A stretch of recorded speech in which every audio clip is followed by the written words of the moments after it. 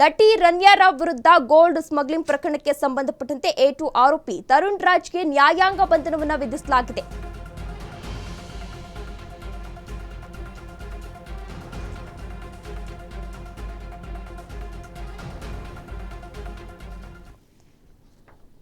ನಟಿ ರನ್ಯಾ ರಾವ್ ವಿರುದ್ಧ gold smuggling ಪ್ರಕರಣಕ್ಕೆ ಸಂಬಂಧಪಟ್ಟಂತೆ ಇದೀಗ A2 ಆರೋಪಿಯಾಗಿರುವಂತಹ ತರುಣ್ ರಾಜ್ಗೆ ನ್ಯಾಯಾಂಗ ಬಂಧನವನ್ನು ವಿಧಿಸಲಾಗಿದೆ. 14 ದಿನ ನ್ಯಾಯಾಂಗ ಬಂಧನವನ್ನು ವಿಧಿಸಲಾಗಿದೆ ಎನ್ನುವ ಮಾಹಿತಿ ಕೂಡ ಸಿಗ್ತಾ ಇದೆ. ಇನ್ನು ನ್ಯಾಯಾಧೀಶ ವಿಶ್ವನಾಥ್ ಸಿ ಗೌಡರಿಂದ ಈಗಾಗಲೇ ಆದೇಶವನ್ನು ಕೂಡ ಹೊರಡಿಸಲಾಗಿದೆ. ಜಡ್ಜ್ ನಿವಾಸದಲ್ಲಿ ಹಾಜರುಪಡಿಸಿದ್ರು. ಈಗಾಗಲೇ DRI ಅಧಿಕಾರಿಗಳು ಅಲ್ಲಿ ಹಾಜರುಪಡಿಸಿ ಹಲವಾರು ವಿಚಾರಗಳನ್ನು ಈಗಾಗಲೇ ಪ್ರಸ್ತಾಪವನ್ನು ಕೂಡ ಮಾಡಲಾಗಿತ್ತು. DRI ಅಧಿಕಾರಿಗಳ ಮನವಿ ಮೇರೆಗೆ ನ್ಯಾಯಾಂಗ ಬಂಧನವನ್ನ ಕೂಡ ವಿಧಿಸಲಾಗಿದೆ. ಪರಪ್ಪನ ಅಗ್ರಹಾರ ಜೈಲು ಸೇರಿದ್ದಾರೆ ಈಗಾಗಲೇ ತರುಣ್ ರಾಜ್ ರವರು ಎನ್ನುವ ಮಾಹಿತಿ ಸಿಗ್ತಾ ಇದೆ. ಏನು ರನ್ಯಾ ರಾವ್ ಜೊತೆ ಈತ ಕೂಡ ಭಾಗಿಯಾಗಿದ್ದ, ಉದ್ಯಮಿ ಮಗ ಆಗಿದ್ದಾರೆ, ಈತ ಕೂಡ ಭಾಗಿಯಾಗಿದ್ದ ಎನ್ನುವ ಆರೋಪ ಕೇಳಿ ಬಂದಿತ್ತು. ಈತನನ್ನ ಕೂಡ ಈಗಾಗಲೇ ಬಂಧಿಸಿದ್ರು. ಇನ್ನು DRI ಅಧಿಕಾರಿಗಳು ಈಗಾಗಲೇ ಮನವಿಯನ್ನ ಕೂಡ ಮಾಡಿಕೊಂಡಿದ್ರು.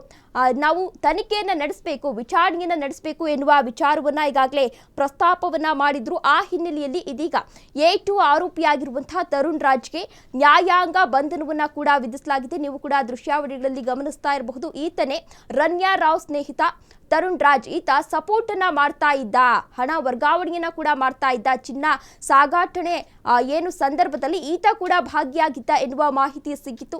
ಅದರ ಹಿನ್ನೆಲೆಯಲ್ಲಿ ಈಗಾಗಲೇ ಈತನನ್ನ ಕೂಡ ಬಂಧಿಸಲಾಗಿದೆ. ಇನ್ನು ಈ ಪ್ರಕರಣದಲ್ಲಿ A1 ಆರೋಪಿ ರನ್ಯಾ ರಾವ್ ಆಗಿದ್ರೆ A2 ಆರೋಪಿ ತರುಣ್ ರಾಜ್ ಆಗಿದ್ದಾರೆ. ಈತನಿಗೂ ಕೂಡ ಇದೀಗ ನ್ಯಾಯಾಂಗ ಬಂಧನವನ್ನ ವಿಧಿಸಲಾಗಿದೆ ಎನ್ನುವ ಮಾಹಿತಿ ಸಿಗ್ತಾ ಇದೆ.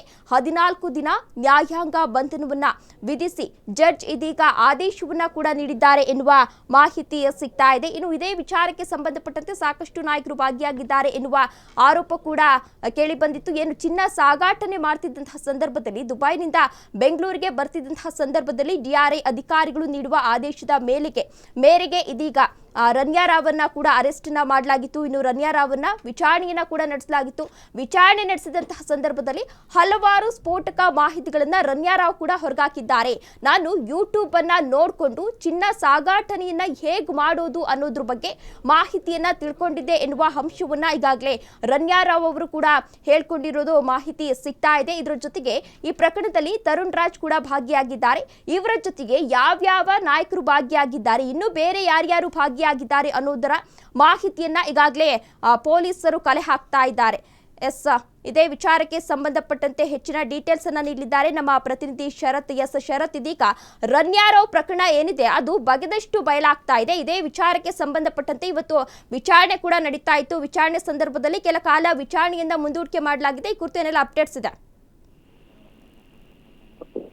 ರನ್ಯಾ ರಾವ್ ಪ್ರಕರಣಕ್ಕೆ ಸಂಬಂಧಪಟ್ಟಂತೆ ಪ್ರಮುಖ ಆರೋಪಿಯಾಗಿರುವಂತಹ ತರುಣ್ ರಾಜ್ ಈತನ ಬಗ್ಗೆ ಹಲವು ಮಾಹಿತಿಗಳನ್ನ ಕಲೆ ಹಾಕುವಂತಹ ಪ್ರಯತ್ನವನ್ನ DRI ಅಧಿಕಾರಿಗಳು ಮಾಡಿದ್ರು. ಜೊತೆಗೆ ಈ ಪ್ರಕರಣದಲ್ಲಿ ಅತ್ಯಂತ ಕಿಂಗ್ ಪಿನ್ ಎನ್ನುವಂತಹ ಒಂದು ವಿಚಾರವನ್ನು ಕೂಡ ತರುಣ್ ರಾಜ್ ಬಗ್ಗೆ ಅಧಿಕಾರಿಗಳು ಬಯಲನ್ನ ಮಾಡಿದ್ರು. ಜೊತೆಗೆ ಈತ ಏನು ದುಬೈ ಇರ್ಬೋದು, ಹಾಗೆ ಇನ್ನಿತರ ದೇಶಗಳಲ್ಲೂ ಕೂಡ ಕೆಲವೊಂದಿಷ್ಟು ವ್ಯವಹಾರಗಳನ್ನ ನಡೆಸಿದ್ದ, ಹಾಗೆ ತೆಲುಗಿನಲ್ಲಿ ಕೂಡ ಕೆಲವೊಂದಿಷ್ಟು ಸಿನಿಮಾ ಕೂಡ ನಟನೆಯನ್ನ ಮಾಡಿರುವಂತಹ ಮಾಹಿತಿ ಅನ್ನುವಂತ ಒಂದು ವಿಚಾರ ಬೆಳಕಿಗೆ ಬಂದಿತ್ತು. ಈತನ ಮಾಹಿತಿ ಆಧಾರದ ಮೇಲೆ ರನ್ಯಾ ರಾವ್ ಆಗಿರ್ಬೋದು ಅಥವಾ ಇನ್ನಿತರ ಯಾರಾದ್ರೂ ಗೋಲ್ಡ್ ಸ್ಮಗ್ಲಿಂಗ್ ಮಾಡುವಂತ ಕೆಲಸವನ್ನ ಮಾಡ್ತಿದ್ದಾರೆ ಅನ್ನುವಂಥದ್ದು ಶಂಕೆ ವ್ಯಕ್ತವಾಗಿತ್ತು. ಸದ್ಯ ಈತನ ಒಂದು ವಿಚಾರವಾಗಿ ಸದ್ಯ ಕೋರ್ಟ್ ನಡೆದಂತಹ ಸಂದರ್ಭದಲ್ಲಿ ಇವತ್ತು ಸುಮಾರು 15 ದಿನಗಳ ನ್ಯಾಯಾಂಗ ಬಂಧನಕ್ಕೆ ವಿಧಿಸಿ ಒಂದು ಆದೇಶವನ್ನ ನೀಡಿರುವಂತದ್ದು. ಆರ್ಥಿಕ ಅಪರಾಧಗಳ ನ್ಯಾಯಾಲಯದಲ್ಲಿ ವಿಶ್ವನಾಥ್ ಶೆಟ್ಟಿ ಅವರ ಪೀಠ ಸುಮಾರು 14 ದಿನಗಳ ನ್ಯಾಯಾಂಗ ಬಂಧನಕ್ಕೆ ಒಪ್ಪಿಸಿರುವಂತದ್ದು. ಪರಪ್ಪನ ಜೈಲ್ಗೆ ತರುಣ್ ರಾಜ್ ಅವರನ್ನ ರವಾನೆಯನ್ನ ಮಾಡುವಂತಹ ಏರುವಂತದ್ದು.